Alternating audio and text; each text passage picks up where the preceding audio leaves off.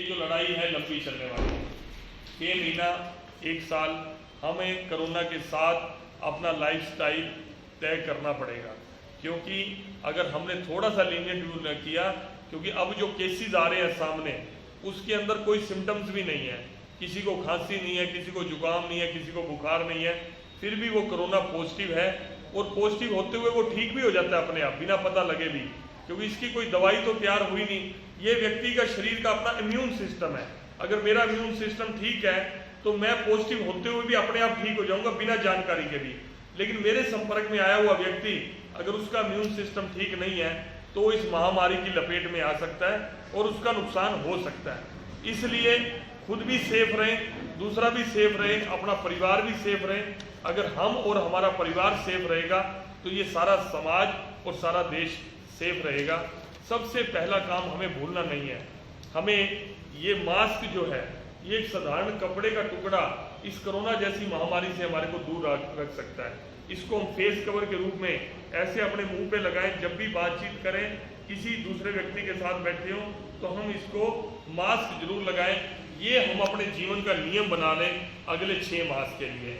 हमने पंचाग्रह अभियान के तहत मास्क बनाने के भी पानीपत के अंदर बहुत ज़्यादा एक्सपोर्टर और टेक्सटाइल इंडस्ट्री है, हमने कई एक्सपोर्टर से संपर्क किया है। वो हमें दान और डोनेट करना चाहते थे, मैंने उनको आग्रह किया कि आप पैसे में मत दो, आप हमें मास्क दे दो।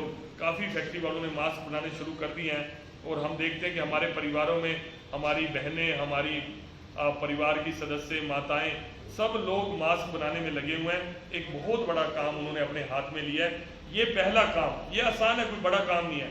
इसको आप रुमाल के रूप में जेब में भी रख सकते हैं, चेहरे में मास्क भी लगा सकते हैं और दोबारा धोकर इसको दोबारा यूज भी कर सकते हैं। सस्ता, सुंदर और टिकाऊ, कोरोना से बचने का इससे बड़ा उपाय नहीं हो सकता। दूसरा, एक आरोग्य सेतु ऐप है, ये केंद्र ने लॉन्च की है।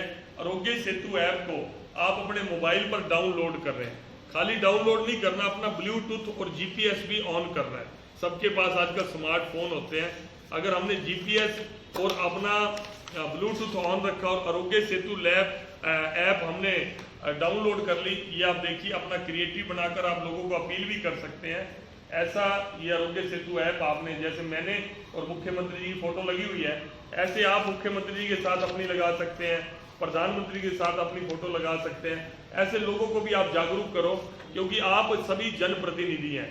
अगर आपने ये आरोग्य सेतु ऐप डाउनलोड कर ली तो आपको खुद पता लग जाएगा कि आपका स्वास्थ्य ठीक है कि नहीं है। आपके पास व्यक्ति बैठा हुआ कोरोना पॉजिटिव तो नहीं है, आपके 1 किलोमीटर के दायरे के अंदर कोई भी कोरोना पॉजिटिव व्यक्ति की मूवमेंट होती है वो आपका मोबाइल उसी वक्त अलार्म करने लग जाएगा। अगर आपने इसको डाउनलोड कर लिया, मैं समझता हूँ कि आपको घबराने की जरूरत नहीं, आप फ्री मूवमेंट कर सकते हो। इससे बढ़िया डेटा, और मान लो कोरोना पॉजिटिव व्यक्ति है और उससे कौन कौन व्यक्ति मिला, मैं कोरोना पॉजिटिव और मैं किन लोगों से मिला, वो भी डाटा मेरी इस ऐप में आ जाएगा। बहुत काम की चीज़ है और इसका कोई खर्चा नहीं है, कोई फीस नहीं लगनी, कोई आपके बिल में पैसा नहीं जुड़ना, फ्री निःशुल्क केंद्र सरकार की ये योजना है। इसको आरोग्य सेतु ऐप को अगर आपने डाउनलोड नहीं किया तो कर लें और अपने आसपास जितने भी अपने गांव के लोग हैं उनको ये रिक्वेस्ट करके जरूर ये डाउनलोड कराएं। ये 2 काम तो हो गए मास्क और आरोग्य सेतु ऐप का। तीसरा सबसे बढ़िया काम है कि अपने साथ बैठे वाले को हाथ जोड़ दो, चाहे वो परिवार का सदस्य भी है, कि भाई मेरे से 2 गज की दूरी पर बैठ जा। 2 गज की दूरी पर अगर आपके कोरोना पॉजिटिव भी आ जाता है तो आपके बचाव का रास्ता है। अगर कोरोना पॉजिटिव आपके नजदीक आ गया तो आपको पॉजिटिव होने से कोई रोक नहीं पाएगा। इसलिए कोई भी व्यक्ति, अनजान व्यक्ति है, परिवार का सदस्य है, भाई मेरे से भाई 2 गज का फासला कर ले भाई, जिसको हम सोशल डिस्टेंसिंग भी कहते हैं, जिसको हम फिजिकल डिस्टेंसिंग भी कहते हैं। देसी भाषा में बता रहा हूँ आपको, भाई मेरे से 2 गज दूर होके बात करते, जो कहनी है कह ले। मिलने से हम रुक नहीं सकते। मैं भी रोज 500-700 लोगों को घर पर भी मिलता हूँ। अभी भी मैं अपने ऑफिस में बैठा हूँ, अभी भी काफ़ी लोग बैठे हैं और हमारी वीसी को सुन भी रहे हैं, देख भी रहे हैं। लेकिन मैं सबसे प्रार्थना करता हूँ भाई 2 गज पे आके जो मर्जी बात कर ले। काम करना पड़ेगा, काम को नाट नहीं सकते, लोगों को मिलना पड़ेगा, लोगों को नाट नहीं सकते। आप भी चुने हुए प्रतिनिधि हैं, आपको सुख दुख में भी जाना ही पड़ेगा। तो अगले 6 महीने के लिए जिससे भी बात करें थोड़ा डिस्टेंस बनाकर, मास्क लगाकर और मोबाइल के अंदर आरोग्य सेतु ऐप डाउनलोड कर। ये 3 चीज ऐसी बता दी जो आपको याद रहेंगी और मैंने बड़े देसी तरीके से कर दी। और तीसरी बात, जो चौथी बात है भाई, मैं अपने घर से मैं ठीक हूँ, मेरी खेती है, मेरा रोजगार अच्छा है, मैं 2 टाइम की रोटी बड़े आराम से खा रहा हूँ, मेरा परिवार खा रहा है, और मुझे पता लगता है मेरे पड़ोस में, मेरे साथ वाली गली में बेचारे का रोजगार भी नहीं है, अपाहिज है, बीमार है, यार मैं उसको 4 रोटी बना के दे आऊँ, मैं उसको 5 किलो आटा दे आऊँ, मैं 2 किलो चावल दे आऊँ। ये कोई देखे ना देखे, लेकिन परमात्मा देखता है। अपने स्वभाव में बना लो, जहाँ भी पता लगे। मैं ये नहीं कह रहा कि आप लंगर लगाओ 5-5 हज़ार आदमी का, ये लगातार ये काम नहीं चल सकता 6 महीने साल, लेकिन 6 महीने साल के अंदर 2, 4, 5, 10 आदमी ऐसे जरूर हमें पता लगेंगे कि बेचारे के आज खाने की रोटी नहीं है। अपनी भावना से, शुद्ध आत्मा से, जैसे हम मंदिर में दान देते हैं, इस दौरान मंदिर में दान ना देके आप उस गरीब को रोटी खिला दोगे, वो मंदिर में दिए हुए दान से, मैं माफ़ी चाहता हूँ कोई मेरा भाई मंदिर वाला हो, कोई ब्राह्मण देवता हो, मेरा ये मकसद नहीं है, उससे भी 100 गुना ज़्यादा फल, उससे भी 100 गुना ज़्यादा फल आपको लगेगा। किसी भूखे को हमने 1 टाइम का भोजन भी करा दिया, कई गुना होके। कहते हैं ना, भगवान पता नहीं किस रूप में हमारे सामने आ जाए। तो मन में दया भावना रखते हुए फीड द नीडी, जो जरूरतमंद है उसको फीड करना, उसको पका हुआ खाना खिलाना, उसको कच्चा राशन देना, ये भाव अपने अंदर पैदा करना। और तीसरी बात, जिन दिन से लॉकडाउन हुआ, मैं मानता हूँ हमारा भी कारोबार ख़त्म हो गया, किसान को भी दिक्कत आई, लेकिन जिस सरकार को टैक्स के रूप में, रिवेन्यू के रूप में इतना पैसा इकट्ठा होना था, जिससे उसने आगे कोरोना से लड़ना था, आज वो समझो, चाहे वो केंद्र की सरकार हो, प्रदेश की सरकार हो, आज सब के सब, प्रदेश में कमी होती तो केंद्र से ले लेते, अब केंद्र की कमी है तो वो वर्ल्ड बैंक से ले लेते, अब वर्ल्ड बैंक ही दिक्कत में आ गया। जो कंट्रियां उसको फीड करने वाली थी, डेवलप कंट्रीज, अमेरिका हो, यूरोपियन कंट्री हो, आज वो भी टोटे में आ गए।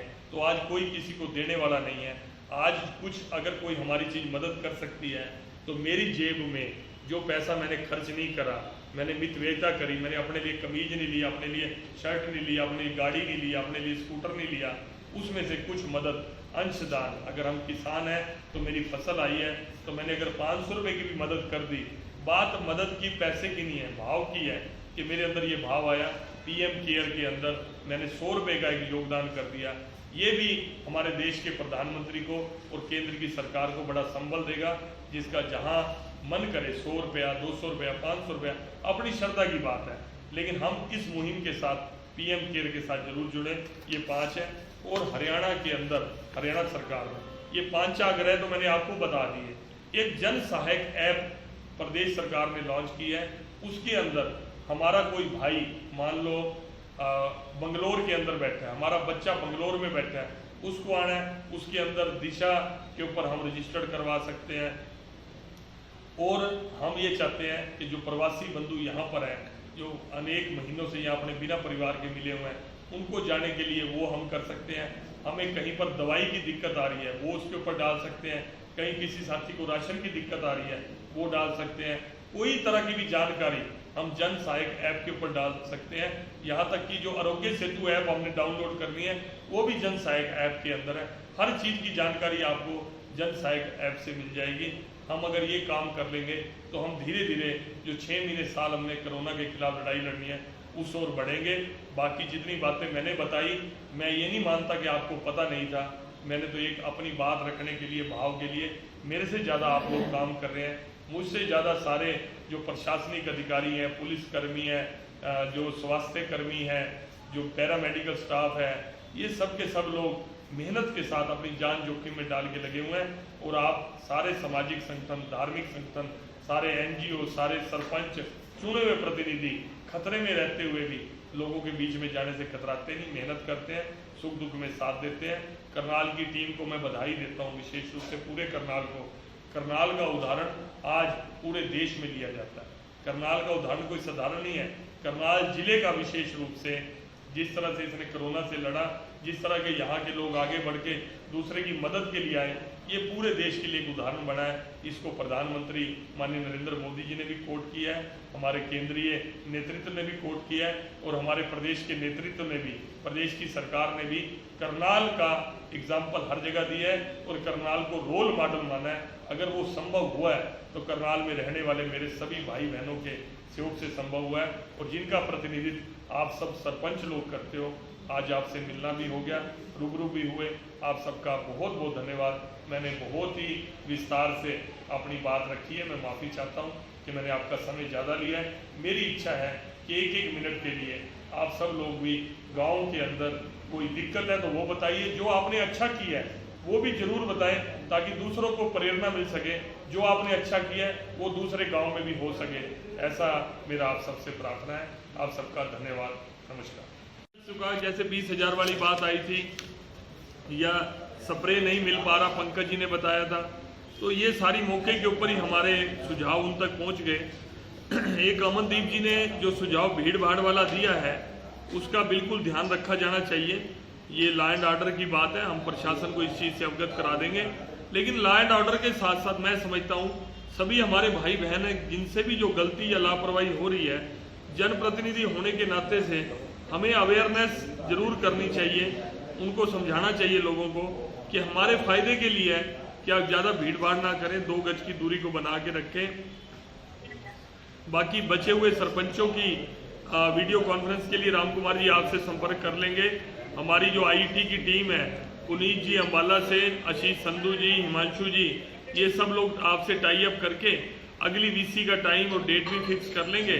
सभी सरपंच साहिबान किसी भी समय कोई भी इस तरह की दिक्कत आती है, विधायक जी के माध्यम से, मेरे माध्यम से, हम प्रशासन से आप सीधे भी संपर्क कर सकते हैं तुरंत। आज मुख्यमंत्री जी हर रोज एक वीसी करते हैं और जो हमें फीडबैक मिलता है, मान लो आज की जो बातों का फीडबैक आपसे मिलेगा, शाम को 6 बजे रोज हमारी वीसी होती है, पहले उनकी प्रेस कॉन्फ्रेंस होती है, फिर हमारे साथ वीडियो कॉन्फ्रेंस होती है, तो उनको हम तुरंत नोट करवाते हैं, वो कर देंगे।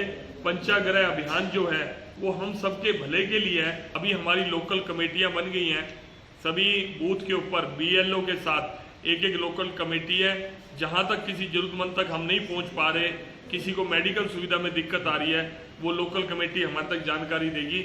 इस तरह से पूरे प्रांत भर में लोकल कमेटियों का गठन हो चुका है। आप सब इसी मेहनत के साथ लगे रहें। दोबारा फिर आपसे मिलते हैं। आप सबका बहुत बहुत धन्यवाद, नमस्कार।